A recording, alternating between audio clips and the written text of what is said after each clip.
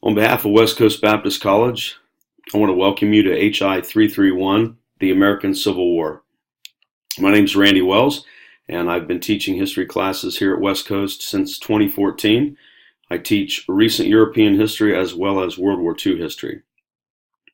I have a great passion for history, particularly military history, and it's my desire that you would not only enjoy this course, but you would also succeed. And in order to accomplish both, just some basic ground rules as we introduce tonight's first lesson, first module. First of all, you're going to be expected to read and digest the assigned readings. That would be textbook readings from Stephen Woodworth's book, The Great Struggle, as well as Apostles of Disunion by Charles Dew and Great Civil War Battles by MacDonald. Also, there will be videos that you'll be required to watch, not for every module, but for most. And so you're going to want to look closely at the course schedule provided in the syllabus. Additionally, you'll be required to complete 4 quizzes. They'll be timed. Participate in 6 discussion boards. That will be the bulk of your work for this course, the bulk of your writing. Complete 1 annotated bibliography, which will serve as your midterm exam. Complete 1 primary source analysis. Complete 1 battle analysis, which will serve as your final exam.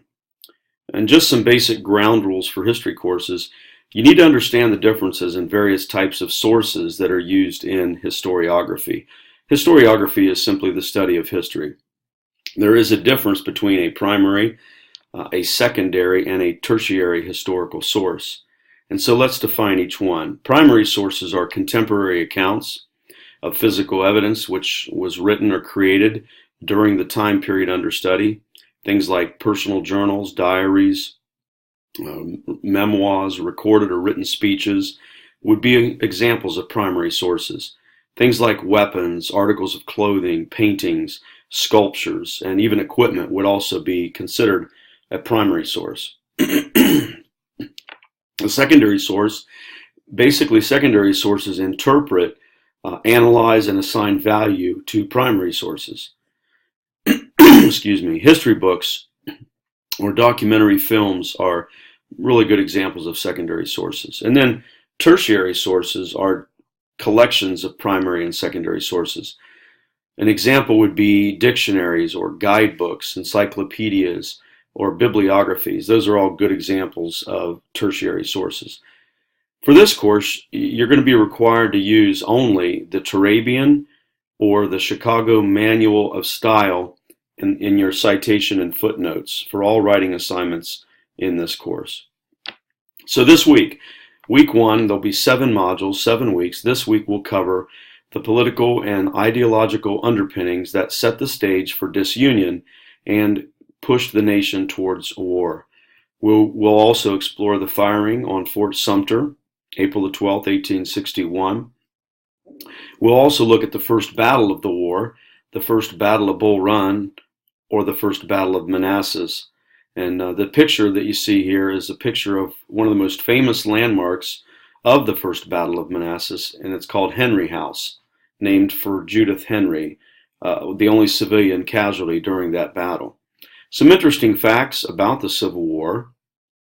First of all, it cost the lives of 620,000, some even say upwards to 700,000 Americans, which represents 2% of the population of America at that time.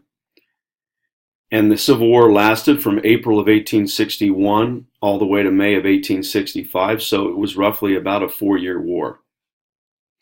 Any military study of warfare is going to involve technical jargon that you'll be exposed to that may be unfamiliar to many of you. It's really almost impossible to pick up a Civil War textbook and not encounter terms like regiment or company or corps, battle, etc. Also, unlike wars, major wars like World War II or World War I, where Americans deployed to foreign shores, the Civil War was fought primarily in 2 main theaters.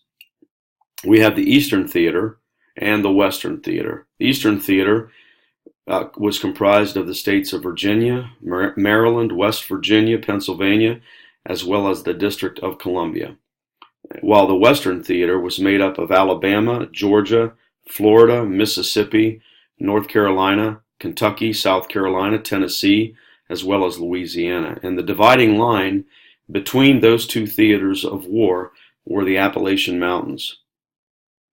The Eastern Theater tends to get a lot more attention in Civil War historiography, primarily because both of the capitals for the Union as well as the Confederacy were located in Virginia, in the East.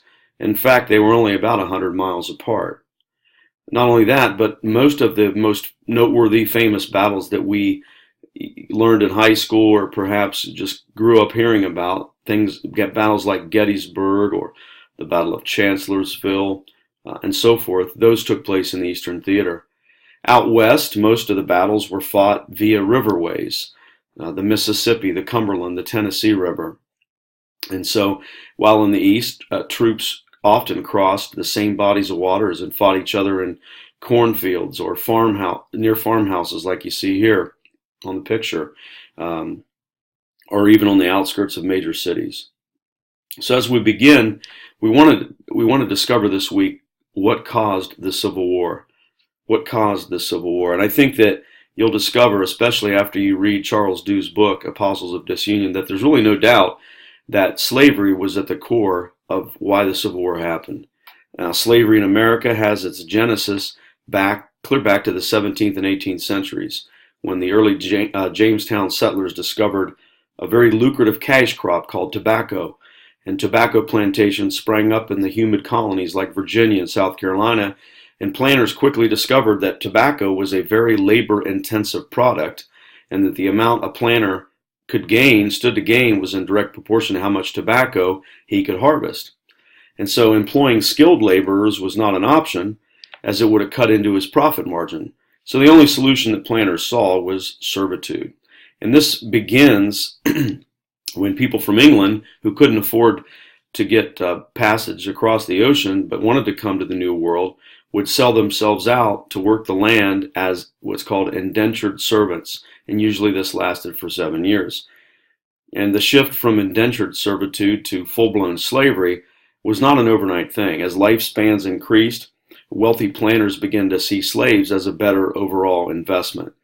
And the transatlantic slave trade went sort of like this. Slave ships left Europe, stopped off at the Ivory Coast of Africa, picked up slaves. Slave traders would trade weapons and other commodities to black slave traders who provided them their own countrymen or those they had captured in tribal raids. And once their ships were loaded with as many slaves as they could possibly carry, they made the trek across the Atlantic, bound for the colonies.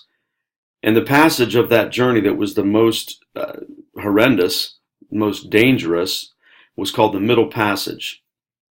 In the early 18th century, Barbados planters began migrating to South Carolina, and the slave population begins to grow in South Carolina exponentially.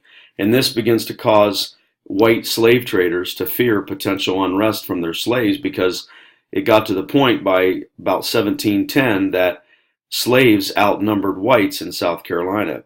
And so South Carolina develops what's called a slave code. And these slave codes, not only was South Carolina was not the only state to develop this, other states followed suit in the South.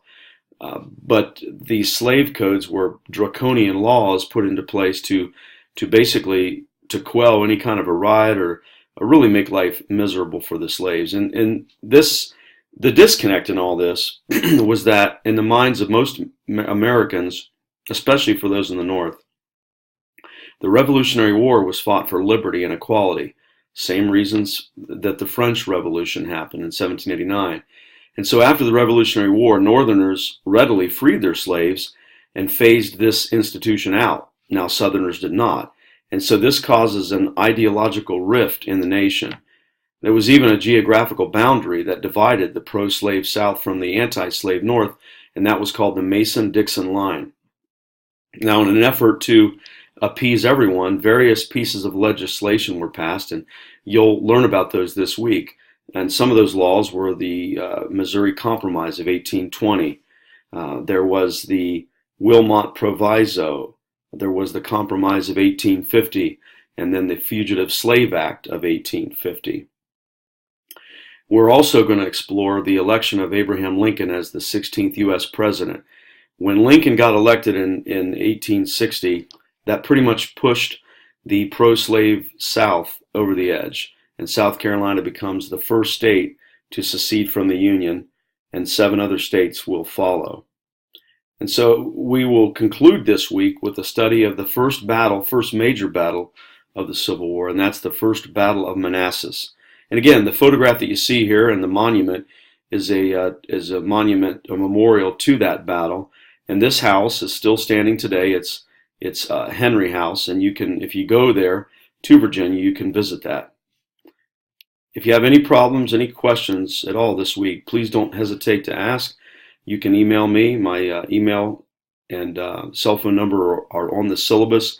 I'm pretty responsive to those, and so please don't hesitate to ask if you have questions.